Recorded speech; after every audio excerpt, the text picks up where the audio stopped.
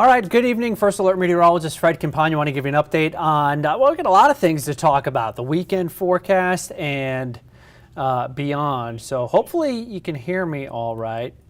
Actually, now that you're over here, Miles, if you can just check that stream, make sure that I can be heard, that'd be great. We are on our way to a really warm first weekend of November.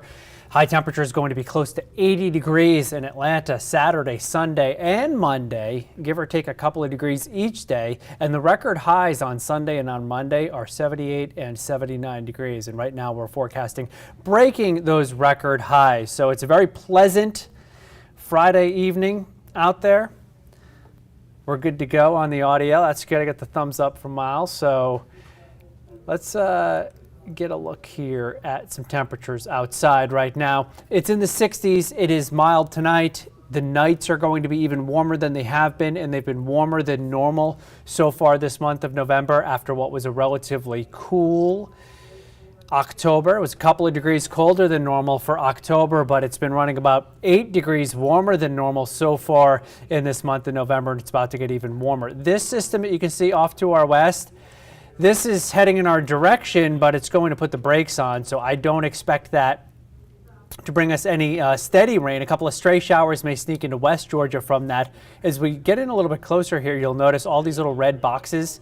Those are all tornado warnings. So a severe weather outbreak in parts of northeast Texas as well as western Arkansas right now, eastern part of Oklahoma rather, earlier. It looks like southeastern Oklahoma, there's a tornado warning as well. But when we look off to the other side here and go out off the coast, you see all this action? This is all starting to kind of head in our direction, and it's kind of where our weather is coming from, and it is really warm, unseasonably warm weather that's on the way.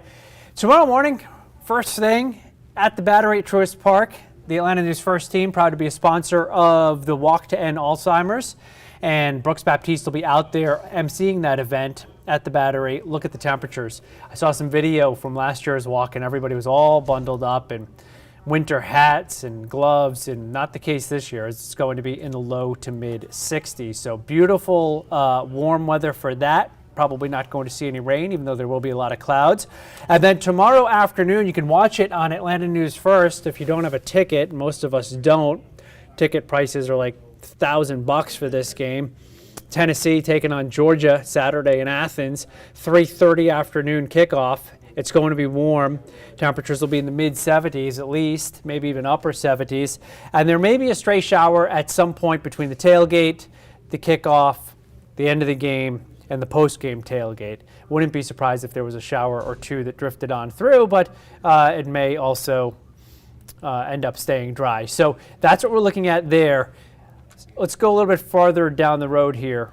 Linda's in here as well. So we got Linda and Michael hanging out this evening. We're also streaming live on YouTube.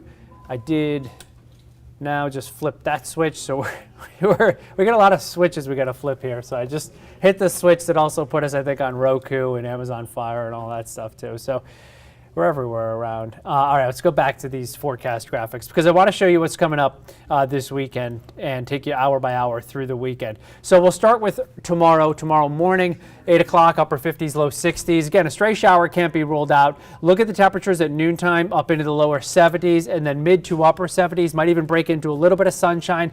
You see rain to the west, rain to the east, but not too much over our viewing area of North Georgia. And then as you go into tomorrow evening, it stays really mild, warm for this time of the year. Overnight and into Sunday morning, low temperatures will be in the low to mid 60s.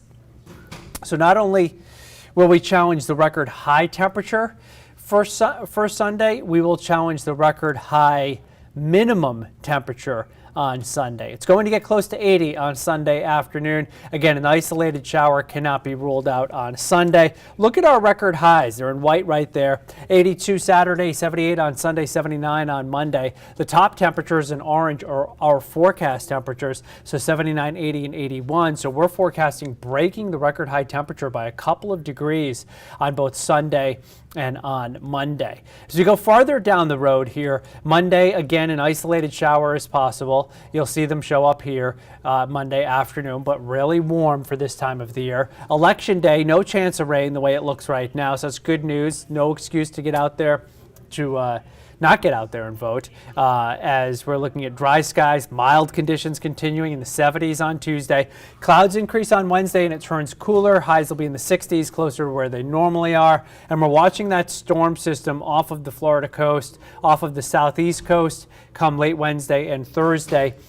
I'm beginning to think it's going to actually cross Florida and go into the Gulf of Mexico in the middle to end of next work week, but we'll keep an eye on that. Maybe a tropical system. If it is a tropical system, it'll get the name Nicole. The Hurricane Center is giving it a 50% chance of development, and right now, based on the latest information, I'm actually expecting it to take more of a track like this across Florida as opposed to up here and into the Carolinas. And either way, it may eventually give us some rain, because if it goes into Florida, grab another tool here that I can use. So if it does take this one, it may go like this, and then it may do one of these and then head up to the north. So that's what we'll be watching for with that system.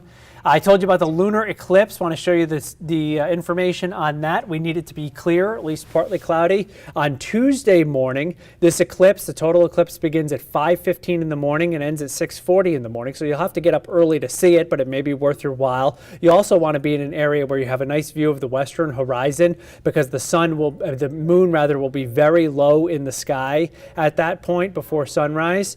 Moon set, as you can see, is at 7:10, right around sunrise.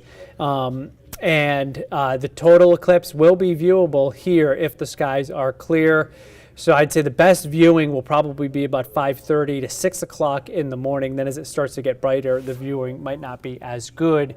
But again, we're looking at some clouds around at that point. As far as those sunsets go, we had a beautiful one this evening. They'll be earlier starting on Sunday because daylight saving time ends. So sunset is at 5:40, but we get that sunrise at 7 o'clock in the morning. Let me flash up the 7-day forecast here quickly for you and take a peek at that while I take a look.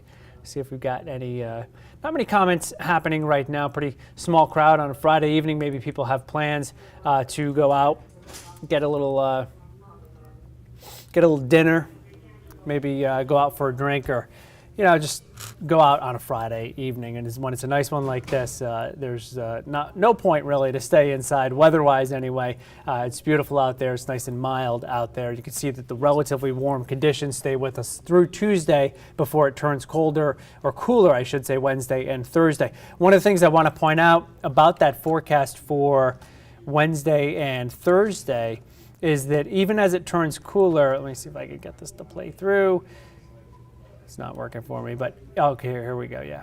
Even as it turns cooler on Wednesday and Thursday during the day, notice those nighttime temperatures. So we're not going to be paying to heat our homes anytime real soon. That's good news, as the nighttime temperatures are going to be at a minimum in the 50s, and for a few nights, as you can see here, in the 60s, mid-60s, right through early next week. So definitely looking forward to enjoying some nice, warm November weather after what was an unseasonably cool October. Well, a seasonably cool October.